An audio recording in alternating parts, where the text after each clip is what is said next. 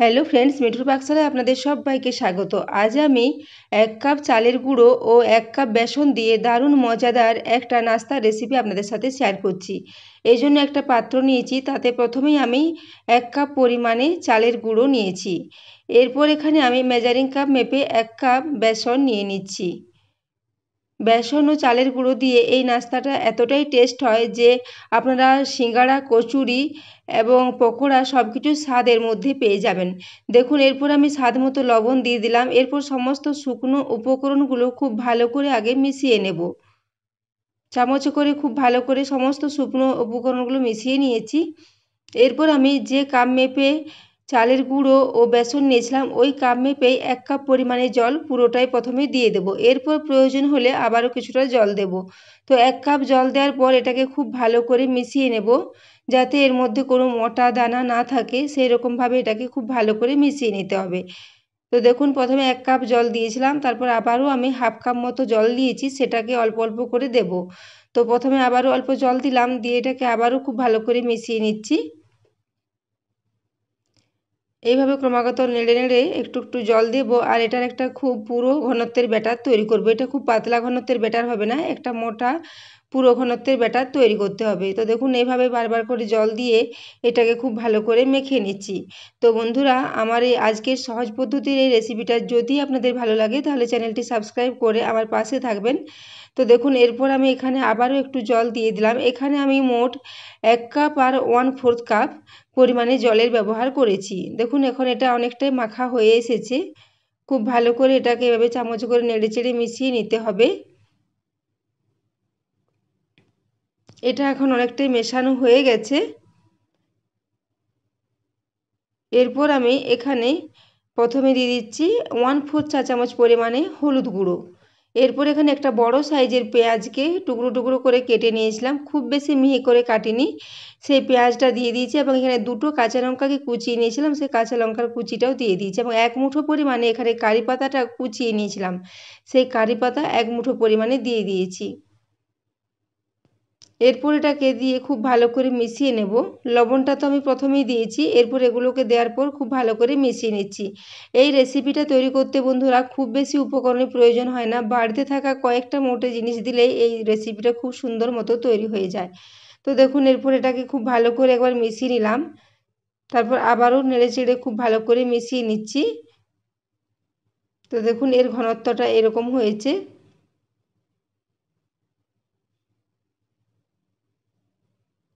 এটা এখন খুব ভালো মতো মেশানো হয়ে গেছে। এরপর আমি এখানে 1/2 চা চামচ পরিমাণে বেকিং সোডা দিয়ে দিচ্ছি। এখানে আপনারা বেকিং সোডার পরিবর্তে একটা ছোট ইনো প্যাকেটের হাফ ইনো দিয়ে দিতে পারেন। তো দেখুন, বেকিং সোডাটা দেওয়ার পরও খুব ভালো করে এটাকে মিশিয়ে নেব। তো বন্ধুরা, আমার এই আজকের রেসিপি যদি ভালো লাগে তাহলে বন্ধুদের সাথে অবশ্যই একটু শেয়ারও করে দেবেন এবং রেসিপি যদি পছন্দ হয় একটা লাইক করতে ভুলবেন না। দেখুন, এটাকে বেকিং সোডা দেওয়ার পরও খুব ভালো করে নেড়েচেড়ে একটু মিশিয়ে নিলাম। খুব ভালো করে একদম নিচ পর্যন্ত নেড়ে এটাকে মিশিয়ে নিতে হবে।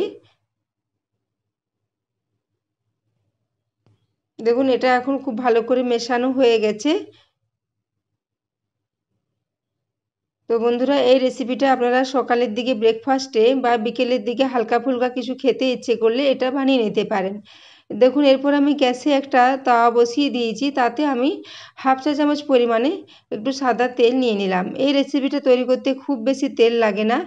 এরপর তেলটা যখন খুব ভালো মতো গরম হয়ে আসবে তখন আমি গ্যাসের ফ্লেমটাকে একদম লো করে দেবো। তো তেলটাকে প্রথমে একটু হাতায় করে চারিদিকে একটু ছড়িয়ে দিলাম।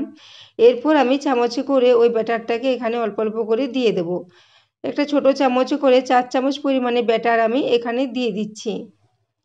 তো বন্ধুরা, আমরা সিঙ্গাড়া, পকোড়া বা কচুরি তো সবসময় অনেক বেশি তেলে ভেজে খাই।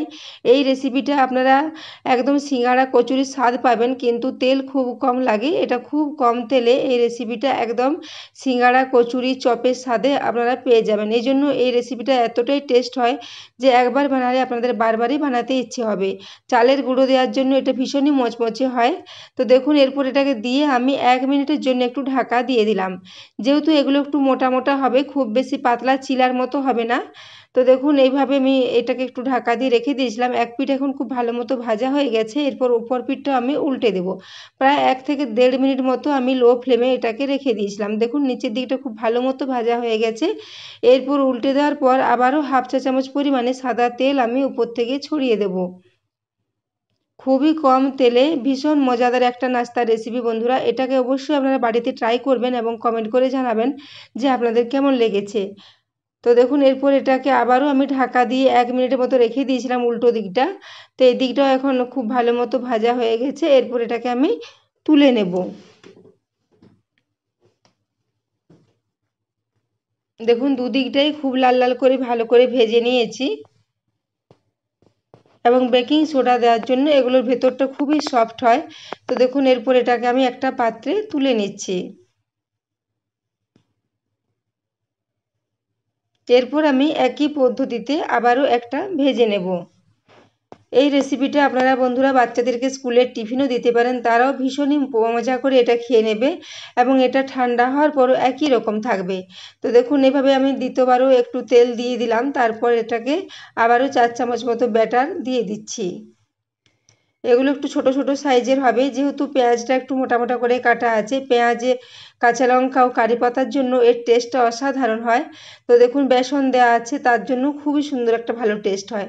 এরপর সব কিছু দিয়ে আবারও ঢাকা দিয়ে 1.5 মিনিটের মতো এটাকে রেখে দেবো। 1.5 মিনিট হলে এটাকে আবারও উল্টে দেবো, তারপর এটাকে তুলে নেব। তো দেখুন মাঝখানে আমি এটাকে একবার উল্টে দিয়েছিলাম। এটা খুব সুন্দর লাল লাল করে ভাজা হয়ে গেছে। এরপর এগুলোকে আমি একটা প্লেটে সার্ভ করে দেবো। তো দেখুন এখানে আমি একটা টমেটো সস নিয়েছি এবং কয়েকটা পেঁয়াজ গোল গোল করে কেটে নিয়েছি। তারপর এটাকে আমি সার্ভ করে দিচ্ছি। আপনারা এটাকে যে কোনো চাটনির সাথেই সার্ভ করতে পারেন, খেতে অসাধারণ হয়। তো দেখুন এরপর আমি এগুলোকে সার্ভ করে দিলাম। এই রেসিপি বন্ধুরা আপনারা এই বর্ষাকালে অবশ্যই বানিয়ে দেখবেন, এটা খেতে অসাধারণ স্বাদ হয়। তো দেখুন এইভাবে এটাকে সার্ভ করে দিয়েছি।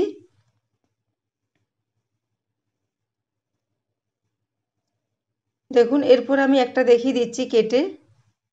ভেতর পর্যন্ত এটা খুব সুন্দর মতো ভাজা হয়েছে এবং উপরটা দারুণ মচমচে হয় চালের গুঁড়ো দেওয়ার জন্য, এবং ভিতরটা খুবই নরম হয়।